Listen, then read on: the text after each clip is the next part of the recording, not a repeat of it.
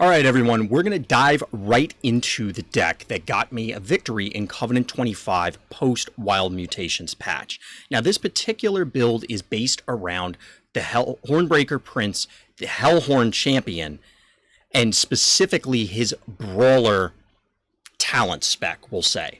But we're going to break it down by artifacts and then run through the deck list and talk about why I feel this particular build is so strong.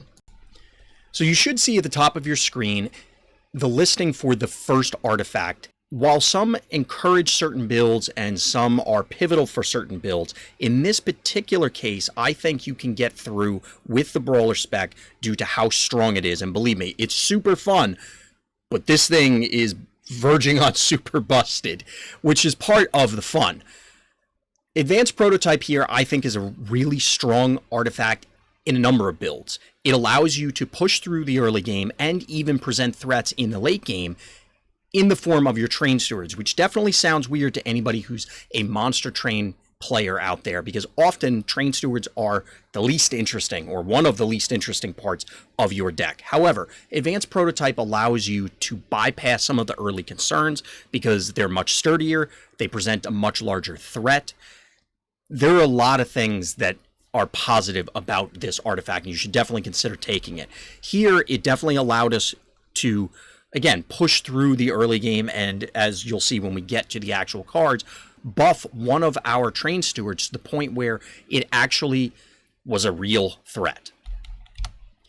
We ended up picking up the draw artifact after Daedalus, but shortly thereafter we got Hope for Peace. Now, Hope for Peace, again, to you players that have run through more than a few Monster Train runs, you probably come across this, specifically when you picked up Petrified Skull.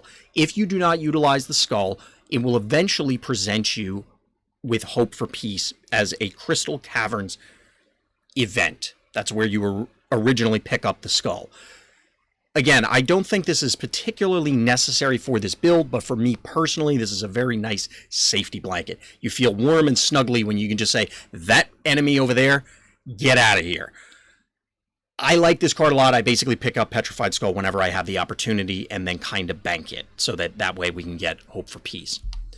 Now, after that, we picked up Trader's Quill. Now, it's fine. We ended up getting a handful of options for this.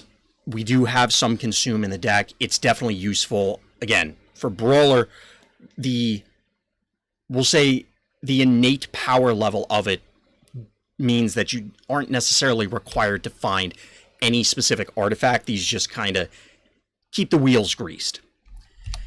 So we picked up the Capacity gem after that. I don't know that it's really necessary. For me, again, this was a safety blanket sort of option. The reason being is that the Prince, our Branded Warriors, the Deranged Brute, the Rail Beater, the Train Steward, etc. are 2 capacity. So we can natively fit 3 on a given floor, assuming, of course, it's not the one that gets -1 capacity. Now, why does that matter? We'll talk about it a little bit later, but as a sneak preview, it's all relating to Hidden Passage and just making your life easier. Realistically, you could probably choose either of the other crystals and get to the same thing. This is just a personal preference. Now, the last other artifact we picked up was Resonance Shard. This was late in the game. Again, not necessary, kind of icing on the cake, but it allowed all of the rage stacks that we were generating to really get mean and nasty and allowed us to push through damage at the end. Now let's talk about the focal point of the deck, and that is this guy that is on your screen now, the Hornbreaker Prince, the Hellhorn champion. And at level 3, he seems kind of anemic. However, he has multi-strike 4, meaning he hits 5 times his base time and then 4 more times. He also comes with base 20 armor, so that 6 health that's showing there is a little bit distracting, a little bit inaccurate. This matters for a number of different Seraph or other boss and other trash wave minions. That is to say, there are sweep minions, and he is relatively fragile, so hitting that extra armor definitely gives him the survivability he needs, especially on Covenant 25, to ensure that he can hang in the back and do his thing. Now, what is his thing? Well, we load him up with rage, and when he's super angry, he is angry, and he Hulk smashes through just about everything. Because of the multi-strike, the rage essentially, well, quite simply, it gets multiplied. I know that seems obvious, but it is such a core component, and it allows you to deal with so many different things very easily. So, say they have a big tank. Well, that's okay. I deal a gazillion damage. Oh, they have a bunch of little guys? Well, I have multi-strike, and I'm not overkilling. The multi-strike really opens things up, plays into a number of different buff cards from not just Hellhorn, but other supporting clans. So you could get, if you have Awoken, you can get the buffs there. If you have other clans, you can get their buffs and just throw them on this guy, because there's always some floating around that are of value. I said it before, I'll say it again. I love Brawler. It's a lot of fun. It's a hell of a lot of fun, no pun intended. However, it definitely is one of those that feels as though you're putting the game on easy mode. Almost. Yes, it can fail. Yes, you can make mistakes. But you got to put in a lot less effort to make Brawler work than other champion talents, whatever we want to call them. So we'll move on from there, and next we'll talk about the actual cards in the deck. So now we're on to actually talking about the actual cards. We're going to start at the top and just kind of go through as they are outlined in the deck list that you can see there. Now, Branded Warrior is not my favorite Hellhorned minion. Realistically, he's not spectacular, but you'll see that we were able to get a couple of upgrades on him, including multi-strike, including a damage upgrade.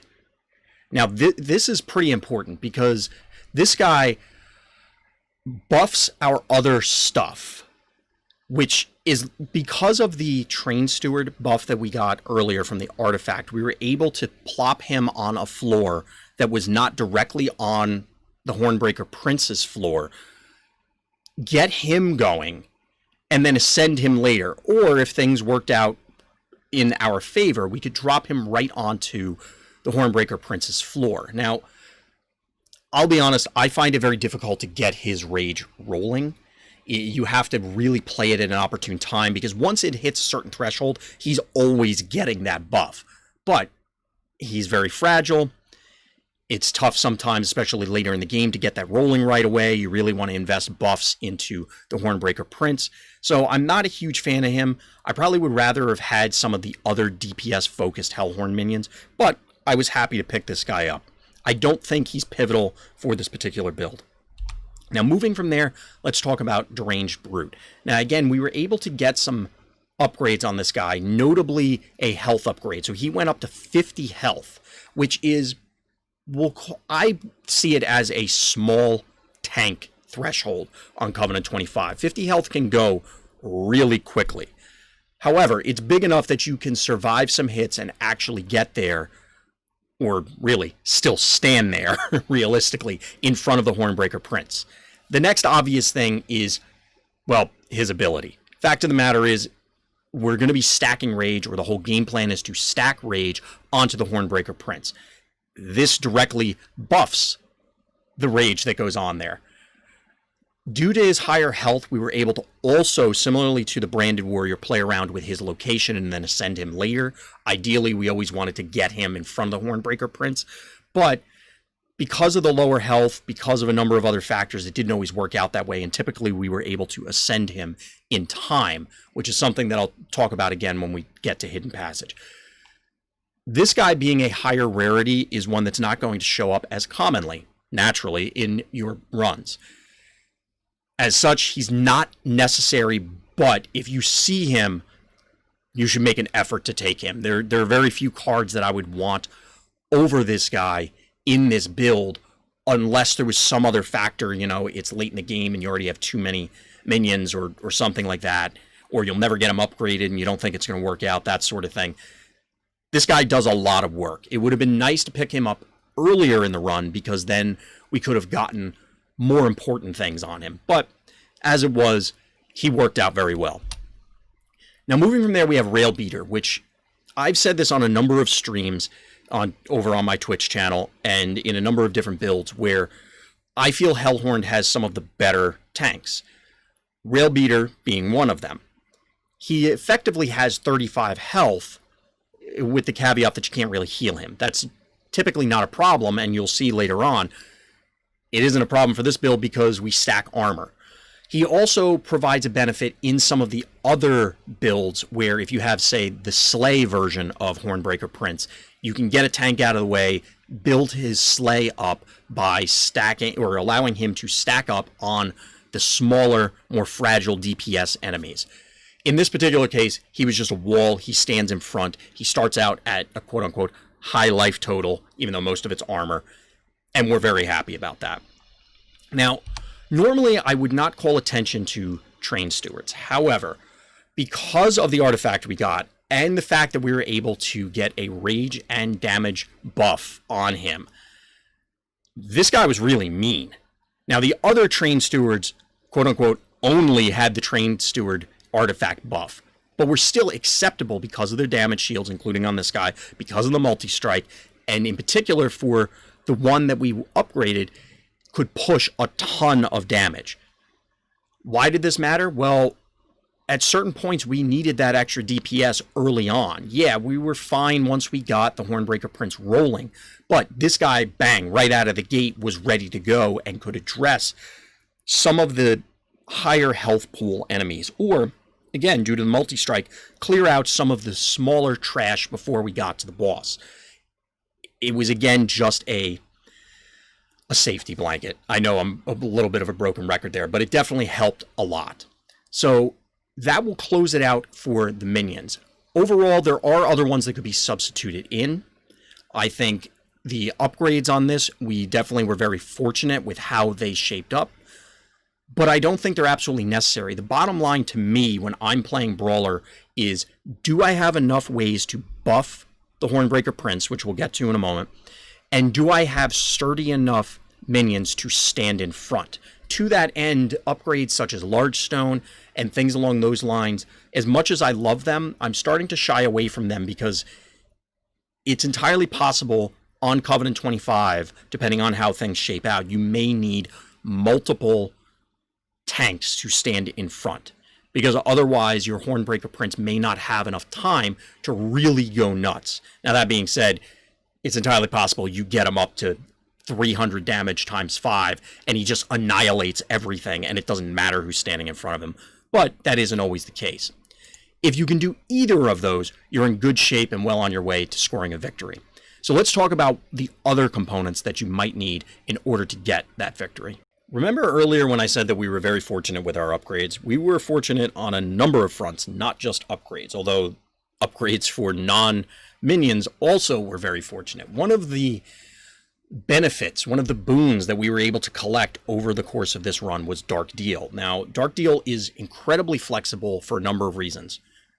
Number one, obviously it pairs well with the Hornbreaker Prince. As compared to the Plus Armor brand, which has piercing, Dark Deal does not. So that armor on Hornbreaker Prince can soak up the 5 damage and give him 7 rage, which again, it's 7 rage times 5. So you're getting a humongous damage boost. Number two, you can point this at enemy units. So all those DPS characters that have 5 health in the back, bang, they're gone. This is especially pivotal against certain enemies, specifically the ones from Seraph or later in the game where they have the double strike themselves.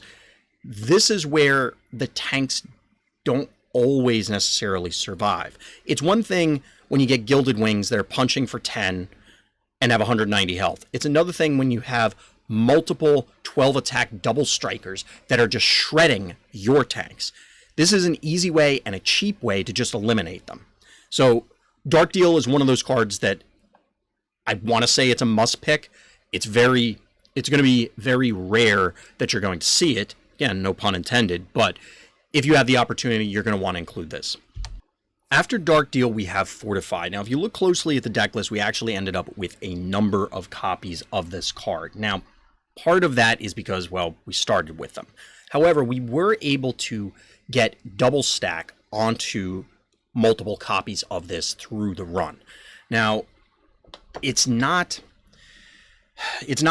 truly a heal, but for all intents and purposes, especially in this deck, it's a heal.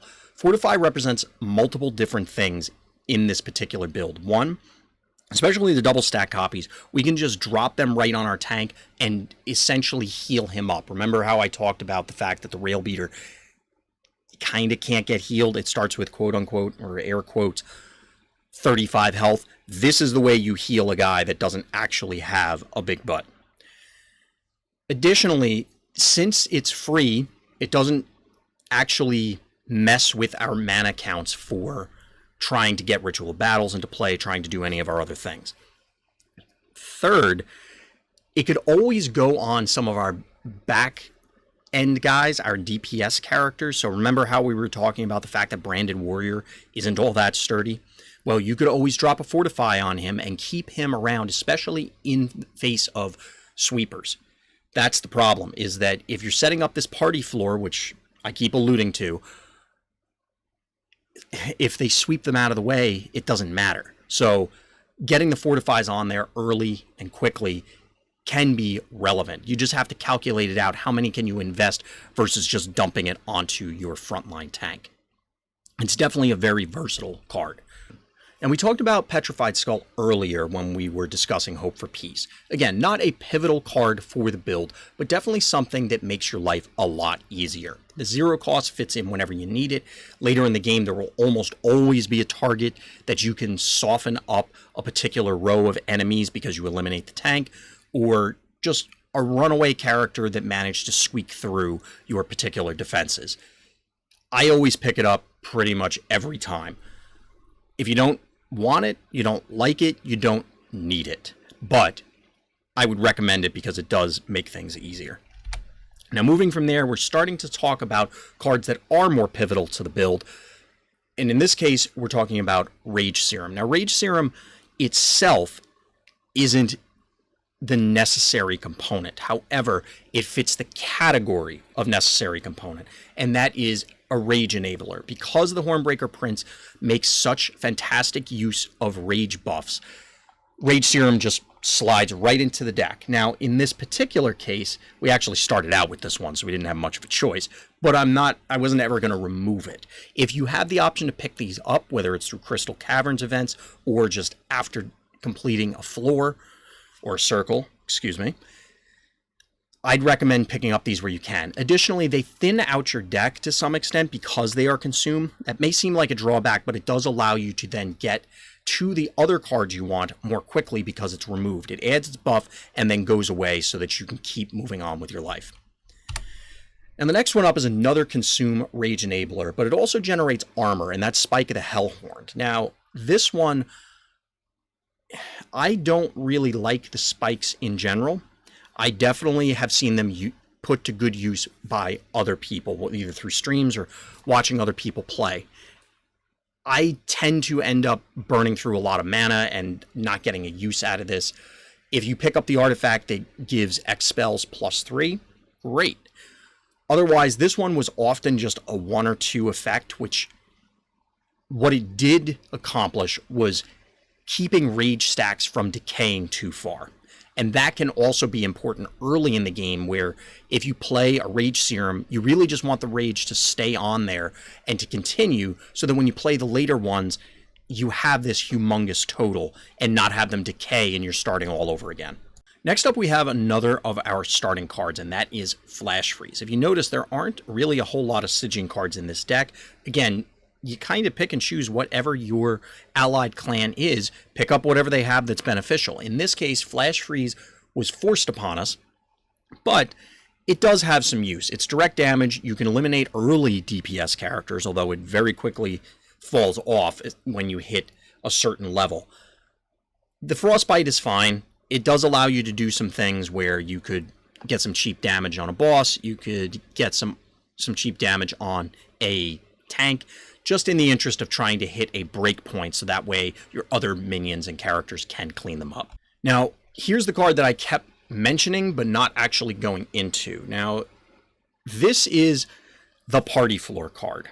What do I mean by Party Floor? Well, if you've played this game long enough, you'll notice that you can exceed capacity on floors by using cards such as this.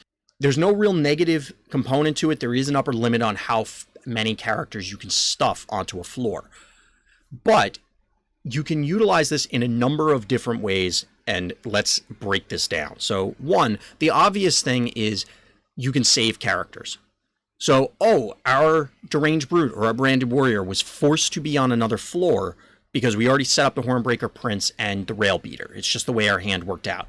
Well, they've been taking a beating. They're about to die. All right, move them up one floor. Now they're on the party floor, and they're going to be in the back, so they're protected, which may or may not be what we want because, as I mentioned earlier, I always prefer to have characters blocking for the Hornbreaker Prince. He is the primary focus of the deck.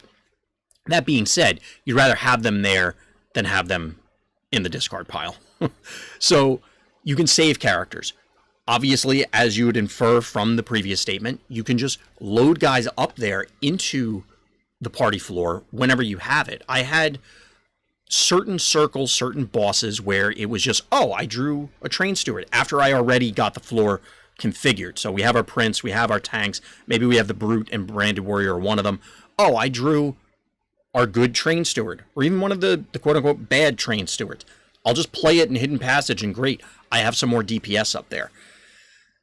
Having all of them on the floor as opposed to split allows you to do different things, and we'll also talk about that in a second.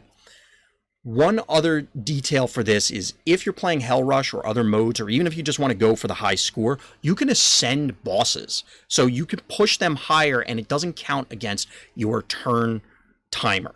So if you would set up on, say, floor 3, you fight them on floor 1, they freeze it, they move up. You can ascend them when you draw Hidden Passage then to the 3rd floor, and it doesn't count against you for the turn timer. So it counts as though you beat them on floor 2. Just a slight pro tip. I didn't know that until somebody pointed it out, and I did it, and it was awesome. So last thing I'll mention about Hidden Passage, that is having all of your characters, all of your minions, all of your creatures on one floor pressures the boss in a different way because they need to get through all of those other characters. And the way the turn sequence goes is they attack, and then all of your characters attack, and then they attack, and then all of your characters attack. But since they get to attack first, if you had some of those characters alone on a floor, they're just getting pelted earlier than they might otherwise, such as when you play Hidden Passage. So stacking them all on that party floor essentially allows you to push extra damage. Now, that's a lot of things to be said about Hidden Passage, but let's talk about another card, and that is March of Shields. Now, we did put holdover and a cost reduction on this. Why? Because I was very concerned about the sturdiness of our tank. Now, although we did get double health buffs on the Rail Beater, it obviously starts with its 25 armor, and we have a number of Fortifies. The fact of the matter is, at the end of the game, especially against Seraph, these enemies can pour out a ton of damage. So being able to stack March of Shields over and over and over and over again, or in a pinch, if you really had to, you could play it on one of your other characters, just keep in mind they'll move to the front, allows you to just build up this enormous health pool, or try and maintain an enormous health pool if you see the March of Shields early. Now, this kind of goes back to the early draw crystal that we picked up. Because our costs are relatively low across this deck, as in most of the cards cost 1 or 0. There are notable exceptions, of course, but a majority of them are very cheap. We can often play all of them. So this way we can go find more of the cards and play more of them with that draw crystal. Finding this holdover card was crucial in the later stages of the game. I really like March of Shields, and, well, it's hard to not like the card when it's keeping all your guys alive and then they carry you to a victory. So from there, we'll talk about Torch. Now, we got a variety of upgrades. We didn't get to eliminate all of them. One thing I will say about Torch, and I believe I've said this in other videos and definitely on stream, a tip that I picked up from watching other people play is that if you upgrade Torches early with magic power, it's definitely beneficial. Now, it doesn't have to be the very first upgrade you get, because a Torch early on can address a number of the DPS characters. However, eventually they get 3 health and then 5 health. And plainly, you just can't one-shot them with Torch. That much is obvious. But you're not going to be able to remove all of your starting cards, whether they're Train Stewards, they're Torches, they're whatever. It doesn't matter. You're only going to get so many purges throughout the course of the game. So you're going to be forced into upgrading some of them. And you would think, oh, well, I'll just upgrade the good ones. The issue there is you can't funnel everything there, because then you'll have effectively dead hands. Not literally dead weight, but they may as well be dead weight if you have 2 Torches and the DPS character has 5 health. So upgrading these allows you to have tools to deal with those characters later in the game.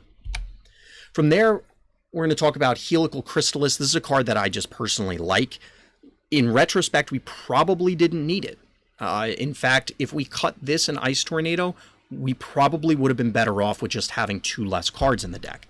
It's one of those that I picked up early because in other runs, other builds, this card is very useful. However, here, once we hit a certain breakpoint, the Hornbreaker Prince or the Train Stewards or the Branded Warrior or whatever are just annihilating everything.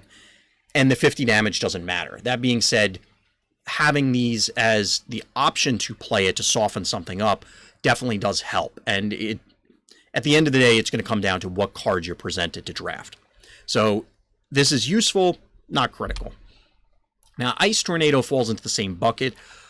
The problem here is although we got the cost reduction so it doesn't consume an entire turn, it's still relatively costly. Obviously, it's random.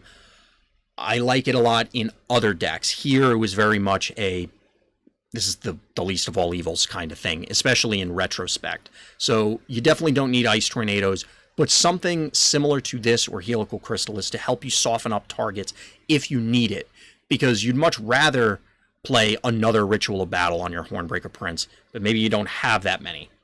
So there are other ways to flesh out the same sort of thing. Now from there, let's talk about Ritual of Battle. It's the last card in the deck, and this is one of those things that goes on your must-have list. While the initial configuration, we'll say, is turn-consuming, literally your turn, 3 mana, or 3 Ember, excuse me, that's all you get. Until you get a Ember Crystal or you find some other way to cost reduce it, which we did here. We also were able to double stack this, so Rage 16. As you'd imagine, we were then able to make some hilarious numbers with the Deranged Brute and the Hornbreaker Prince. So, if you have the option to get these, you definitely want to pick them up. Well, that'll do it for the list, everyone. There are obviously a number of other ways that you could build this out. It's a strategy that is available right from the get-go, and you can often port in or absorb or acknowledge, or however you want to look at it, the starting cards, which is very important because if you have Hellhorn primary, it's not uncommon that you're going to end up with, say, Ritual of Battle or similar rage-producing cards, not rage-inducing, rage-producing. And as a result, it's very easy to play into this strategy. On top of it, it's a very powerful strategy. And maybe most importantly of all, it's a very fun strategy because at a certain level, just big numbers is both hilarious and entertaining. So, I hope everybody enjoyed this. Definitely check out the other Monster Train videos and other content that I have up. As always, everyone, thank you for listening, thank you for watching, and Black Lives Matter.